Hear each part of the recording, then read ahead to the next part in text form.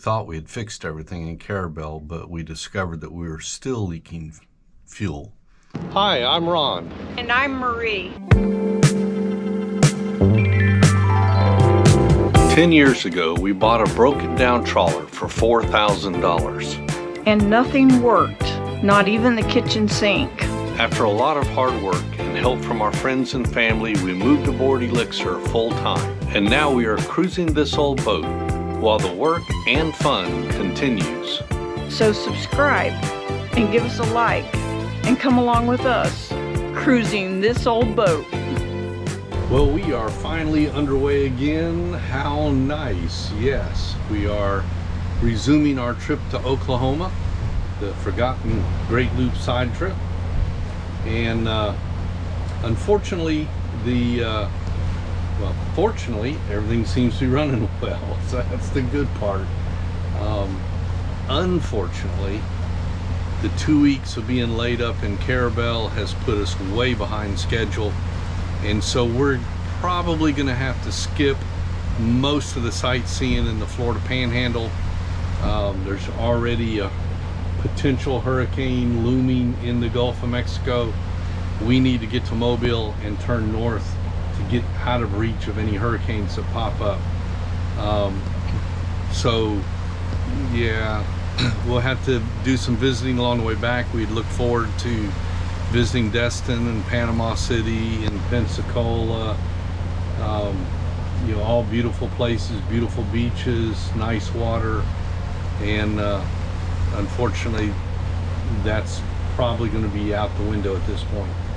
So anyway, we have passed Apalachicola, and we are heading west, and so everything's back on. It's just unfortunately we're gonna have to miss a few things along the way.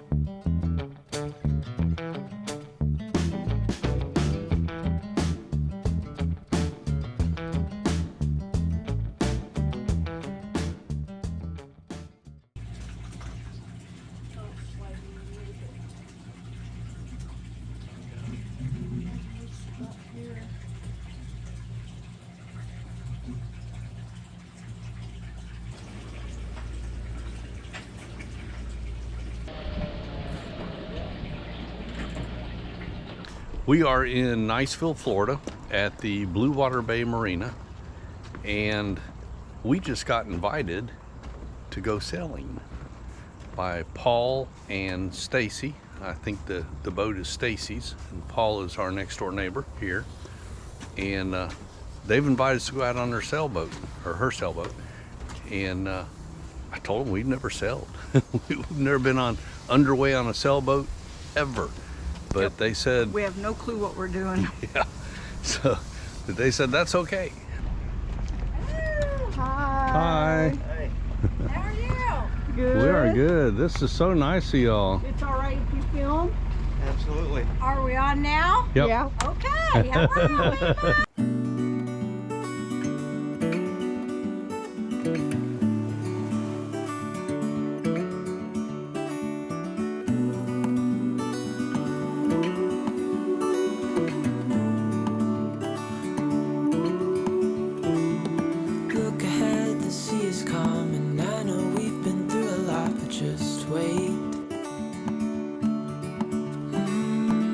For better days to come and carry just like wind in our sails.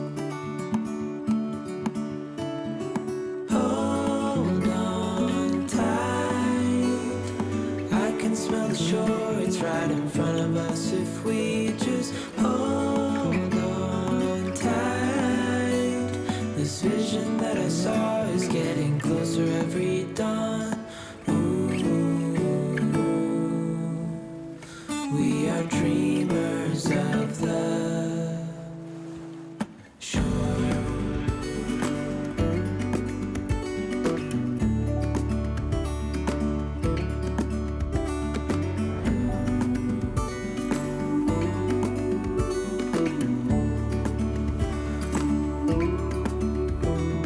7 years now on this boat, and we all know where we belong. Just wait.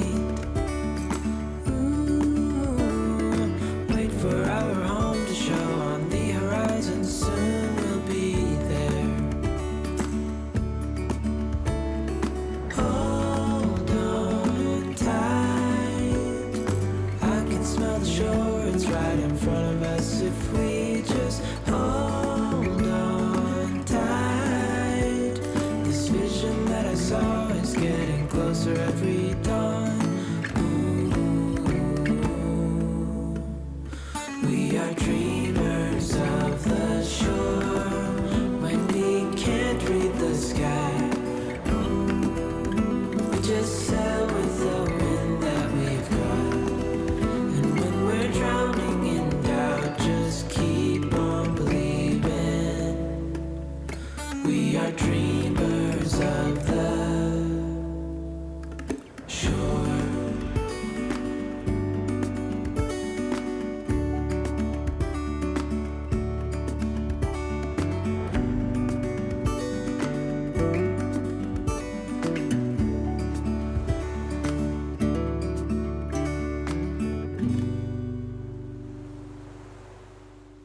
We thought we had fixed everything in Carabel, but we discovered that we were still leaking fuel.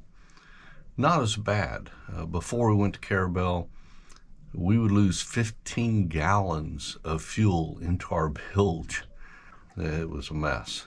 Once we did repairs in Carabel and left, we were losing about a half a gallon per day. So it was a lot better, but still, we don't want to be losing fuel anywhere. So we pulled into Blue Water Bay Marina in Niceville, Florida, and got the necessary parts because we'd already identified what was leaking, so we got that fixed. Now, I know some of you out there have questions about what happened, so I'm going to try to explain it. Here it goes. A year ago, we had our engine completely rebuilt. And when the mechanic rebuilt the engine, he threw in as part of the rebuild, converting our original secondary fuel filters to the new spin-on type fuel filters. I've heard about the spin-ons. People, proclaim how great they are. They're easier to use, and the mechanic told us that we would thank him later because he said it would be a lot easier to swap out the fuel filters. What he didn't know is that our engine, somewhere along the way, had been converted to have a high pressure fuel pump. Most of the Lehmans of this size and smaller, the 120s, the 135s, and smaller, all have a low pressure diaphragm style fuel pump. And the most pressure they can build up is 7 psi. So it's not a problem. But on ours, we had a piston style pump that could build up 40 something psi pressure. So when he converted to the spin-on filter, he removed a third line that we weren't sure what it was. We just knew it went back to the tank. It was just another return line. It came from the fuel filter, but it went to the return line. We also have a return line coming from the fuel injection pump and a return line coming from the block. So he plugged that off and removed it. Well, that third line was a pressure relief valve on the fuel filters, necessary if you have a high pressure pump. If you have a low pressure diaphragm pump, you don't need that third line, but because we have the high pressure pump for some reason, that line was necessary. An additional problem was the spin-on filter was a 30 micron filter. My ray cores are 10 microns. So anything that got past my primary 10 micron ray core filters, a 30 micron secondary filter did nothing. So in effect, I no longer had a secondary filter. The particles would just blow past it.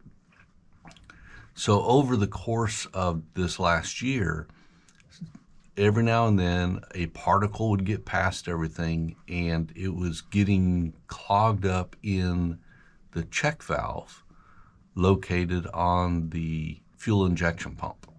Eventually, over the course of the year, enough particles got in there that it clogged up the check valve. Now that check valve allowed for excess fuel to go back to the tank.